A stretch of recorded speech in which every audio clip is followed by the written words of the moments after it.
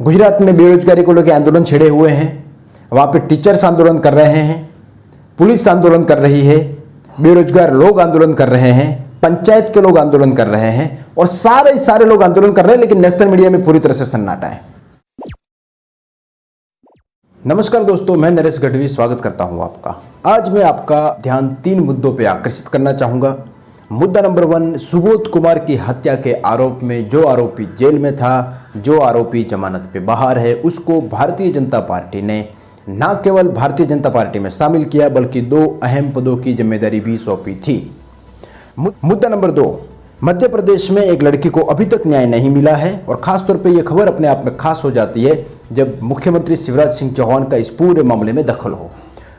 और मुद्दा नंबर 3, उत्तर प्रदेश के लखनऊ में एक माँ और बेटी ने खुद को आत्मदाह की कोशिश की है, यानी कि आग लगाने की कोशिश की है।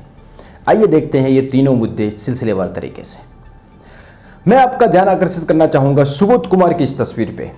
दिसंबर 2018 में उत्तर प्रदेश के बुंदेलखंड में इनकी हत्या कर दी गई थी और इनके आरोपियों में जो मुख्य आरोपी था शिखर अग्रवाल, उसको भारतीय जनता पार्टी ने न केवल एक रैली में सम्मानित किया बल्कि 2 अहम पदों की भी जिम्मेदारी सौंपी है।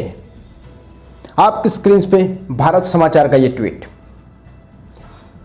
सत्ताधारी पार्टी बीजेपी ने पदाधिकारी बनाया, जमानत पर चल रहा आरोपी शिखर अग्रवाल, जन कल्याणकारी योजना का महामंत्री बनाया, जागरूकता अभियान का जिला महामंत्री बनाया, चिंगरावटी में इंस्पेक्टर की हत्या की थी।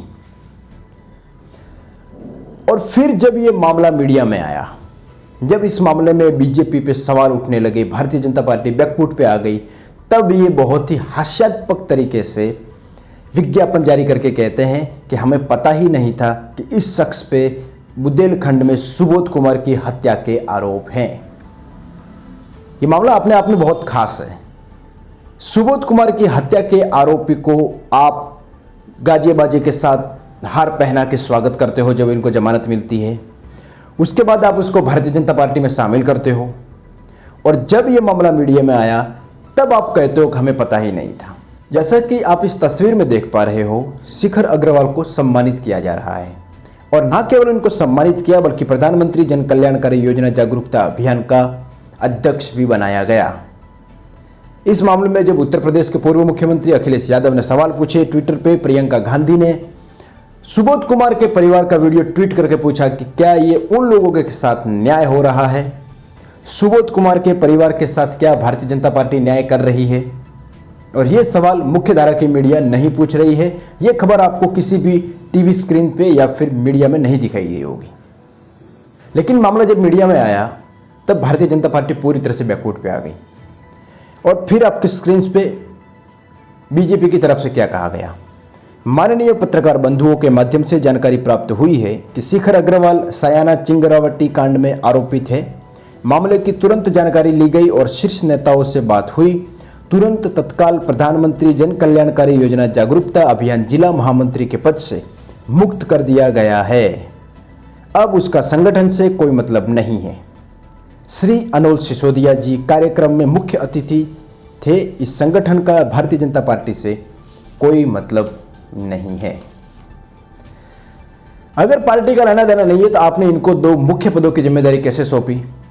आपने अपनी रैली में न केवल बुलाया बल्कि उनको सम्मानित भी किया और फिर आपको लगा कि आप बैकफुट पे आ गए हो, आपका झूठ पर्दाफाश हो रहा है, आपकी हकीकत लोगों के पास पहुंच रही है, तब आप इस तरह से लेटर जारी करके अपने आप को अलग करने की कोशिश करते हो। मैं आपका ध्यान आकर्षित करना चाहूंगा एनडीटीवी की इस खबर पे। उत्तर प्रदेश के लखनऊ में एक माँ और बेटी ने आत्मदाह की कोशिश की, यानी कि खुद को आग लगाने की कोशिश की। और बजाय इसके कि सवाल उठता है कानून व्यवस्था पे, सवाल उठता है उत्तर प्रदेश के सिस्टम पे कि वो माँ और बेटी किस हद तक बेबस रही होगी जब उन्होंने खुद को आग लगाने की कोशिश की। फिर पुलिस कहती है कि मामला राजनीतिक है। कुछ नेताओं ने, यानी कि विपक्ष के कुछ नेताओं ने इनको आत्मदाह के लिए उकसाया है। अगर उकसाया है तो आप कड़ी से कड़ी कठोर कार्यवाही कीजिए, लेकिन साथ में आप ये भी देखिए कि वो माँ और बेटी किस हद तक बेबस थी जिन्होंने खुद को आग लगाने की कोशिश की। और ये मामला अपने आप में खास है, लेकिन मुख्य धारा की मीडिया में पूरी तरह से सन्नाटा। आप जरा सोचिए, अगर ऐसी ही घटना किसी और राज्य में हुई होती चाहे पंजाब हो, चाहे राजस्थान हो, जहां पे भाजपा का शासन नहीं है। तो क्या इस तरह से मौन व्रत धारण करता हमारा मीडिया? बिल्कुल नहीं करता। ऐसे मामलों में लगातार डिबेट्स होती और पूरा ठीकरा फोड़ा जाता पूरी सरकार पे। और फिर इस मामले में सांसद स्मृति ईरानी ट्वीट्स करके क्या कहती है? वो ट्वीट्स करके कहती है कि इस पूरे मामले के लिए गांधी परिवार जिम्मेदार है, क्योंकि वो अमेठी हार चुके हैं। इस पूरे मामले के लिए इन्होंने कांग्रेस को जिम्मेदार ठहराया है, क्योंकि कांग्रेस अमेठी में हार चुकी है। राहुल गांधी की अमेठी में हार हुई थी। ये अपने आप में बहुत खास है कि आप जिम्मेदारी से भाग जाते हो। जब सरकार आपकी है, उत्तर प्रदेश में सरकार आपकी, अमेठी के सांसद आप, भारत सरकार आपकी और जिम्मेदार कांग्रेस, ऐसे कैसे हो सकता है? और इसीलिए इस पूरे घटनाक्रम में एक retired IAS officer Surya Pratap Singh ने स्मृति ईरानी के ट्वीट को रीट्वीट करते हुए क्या लिखा है आपकी स्क्रीन पे? सरकार आपकी, अधिकारी आपके, सांसद आप, पाप आपका और जवाब विपक्ष दे। जनता को कब तक इन मक्कारियों से भटकाने का प्रयास करेगी भाजपा? सत्ता में 6 साल पूरे करने के बाद भी विपक्ष की भाषा क्यों बोलती है भाजपा? जवाबदेही हमेशा विपक्ष की। सत्ता आपको सवाल पूछने के लिए ही दी गई थी क्या? इनका सवाल बड़ा ही वाजपेयी है। लखनऊ में घटना होती है, अमेठी की मां और बेटी थी, अमेठी में सांसद है स्मृति ईरानी, उत्तर प्रदेश में सरकार है भारतीय जनता पार्टी की, भारत में सरकार है भारतीय जनता पार्टी की, तो फिर कांग्रेस कैसे जिम्मेदार हो गई? यहां पे सवाल उठता है सिस्टम पे, यहां पे सवाल उठता है पुलिस की कार्यवाही पे कि आप पूरी तरह से मौन व्रत कर लेते हो जब तक ये मामला मीडिया में नहीं आता, और जैसे ही मीडिया में आता है आप पूरी तरह से उस मामले को राजनीतिक एंगल दे देते हो। तीसरी खबर मध्य प्रदेश की। मध्य प्रदेश में अप्रैल 2020 में 8 बदमाशों ने एक व्यक्ति की हत्या कर दी थी। जब मामला मीडिया में आया तो शिवराज सिंह चौहान ने मृतक के बेटी को ट्वीट को रीट्वीट करते हुए लिखा था कि हम आपको न्याय दिलवाएंगे। हालांकि न्याय उनको अब तक नहीं मिला है। मुख्यमंत्री शिवराज सिंह चौहान उस ट्वीट को रीट्वीट करते हुए क्या लिखते हैं? बेटा, आपके पिता की निर्मम हत्या करने वाले किसी भी अपराधी को बख्शा नहीं जाएगा। मैंने पुलिस को सख्त निर्देश दिए हैं कि 24 घंटे में सारे आरोपियों को पकड़ा जाए, किसी को भी नहीं छोड़ा जाएगा। बेटा, हम आपके साथ हैं। अप्रैल 2020 की घटना है। 3 महीने हो चुके हैं, लेकिन अभी तक ठीक से चार्जशीट भी दाखिल नहीं की गई है, और उसका मैं आपको प्रमाण दिखाता हूं। शनिवार यानी कि 18 जुलाई को मृतक की बेटी ने एक वीडियो जारी किया ट्विटर पे। उन्होंने क्या कहा, पहले आप वो सुनिए। प्लीज यार, कोई तो मदद करो प्लीज। आप लोगों को समझ भी नहीं आता कि हमारे साथ कितना कुछ गलत हो रहा है। हम लोग बहुत गरीब, हमारे साथ बहुत कुछ गलत किया जा रहा है यार। मेरे पिता की हत्या के बाद भी गोविंदपुरा थाना SIRN चौहान ने रिश्वत लेकर हमारी पूरी चार्जशीट बिगाड़ दी है। आज मुझे चार्जशीट मिली है, उसमें हत्यारों के संबंधियों को गवाह बनाया गया है। पुलिस का स्वतंत्र गवाह हत्यारों के संबंधियों को बनाया गया है, और जो हमारे गवाह हमने अवेलेबल कराए थे पुलिस को, उनके बयानों को तोड़ मरोड़ कर ऐसे लिखा गया है कि सारे हत्यारे और हत्यारे के सहयोगी बच निकले। हमारे घर पर हमला हुआ, जिस कारण हमें घर छोड़ना पड़ा है। हमारे पास ना खाने को, ना हमारे पास घर है, उसके बाद भी पुलिस उनका साथ दे रही है। और क्या चाहते हैं आप लोग? क्या हम लोग हत्या कर ले अपने आप की? हम लोग मर जाए क्या? हमारे को कभी न्याय मिलेगा कि नहीं? पूरी तरह से बेबस लाचार सिस्टम, कानून की पूरी तरह से इन्होंने पोल खोल दी, मध्य प्रदेश सरकार की पोल खोल दी, क्योंकि इस घटनाक्रम में मुख्यमंत्री शिवराज सिंह चौहान का दखल था। यह मामला अपने आप में खास हो जाता है जब मुख्यमंत्री ने इस मामले में दखल दी हो। और 3 महीने हो गए हैं, जैसा कि इन्होंने कहा, अभी तक ठीक से चार्जशीट भी दाखिल नहीं की गई है। और पुलिस का रोल क्या है इसमें?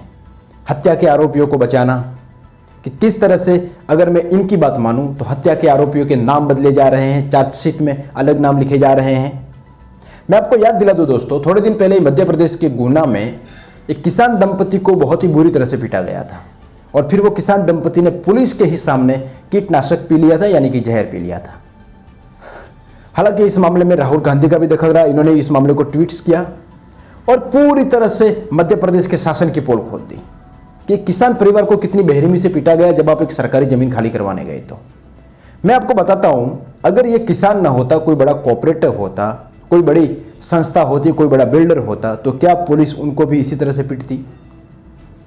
वो कितने बेबस होंगे, वो कितने लाचार होंगे जब इन्होंने मौत को गले लगाना ही सबसे उचित समझा। पुलिस के सामने इन्होंने जहर पी लिया, और इस मामले में मीडिया में सन्नाटा, कोई डिबेट नहीं। ये खबर आप तक इसलिए पहुंचाना जरूरी है ताकि आपकी आंखें खुले। आपको पता चलना चाहिए कि जो टीवी स्क्रीन पे आप डिबेट्स देखते हो वो भारत नहीं है, वो भारत एक रूम में है जो बना बनाया भारत है। भारत की असलियत ये है कि जहां पे ढेरों मुद्दे इस तरह से मीडिया में आते हैं लेकिन उनको साइड कर दिया जाता है। तो यहां पे मीडिया का गैर जिम्मेदाराना रवैया वापस एक बार हमें दिखता है। हमें पता चलता है कि किस तरह से मीडिया का सिर्फ एक ही काम है और वो है सरकार का गुणगान करना, ना कि सरकार को उनकी खामियां गिनाना। चाहे फिर उत्तर प्रदेश हो, मध्य प्रदेश हो, गुजरात हो, और मीडिया का सन्नाटा बरस रहा हुआ है। कोई इस मुद्दों को ब्रेक नहीं कर रहा है नेशनल मीडिया में। गुजरात में बेरोजगारी को लेकर आंदोलन छिड़े हुए हैं, वहां पे टीचर्स आंदोलन कर रहे हैं, पुलिस आंदोलन कर रही है, बेरोजगार लोग आंदोलन कर रहे हैं, पंचायत के लोग आंदोलन कर रहे हैं, और सारे लोग आंदोलन कर रहे हैं, लेकिन नेशनल मीडिया में पूरी तरह से सन्नाटा है। मध्य प्रदेश में किसानों पर बेरहमी से इस तरह से पीटा गया, उत्तर प्रदेश में इस तरह से आग लगा ली एक माँ और बेटी ने, लेकिन मीडिया में पूरी तरह से सन्नाटा। तो मुझे समझ में ये नहीं आता है कि जब मीडिया इतनी बड़ी बड़ी खबरें नहीं दिखाती है तो फिर आप जो दिखाते हो वो हमारे लिए इंपॉर्टेंट नहीं है। हमारे लिए मायने ये रखता है कि आप भारत की कौन सी खबर हमें दिखाते हो। तो आपसे हाथ जोड़ के रिक्वेस्ट कि आप ऐसी खबरों को देखिए। टीवी टीआरपी बढ़ाने के चक्कर में न्यूज़ वालों को अपना काम और न बढ़ाने दें। ऐसी ही रिक्वेस्ट के साथ आपसे फिर मुलाकात होगी किसी नई वीडियो में। तब तक के लिए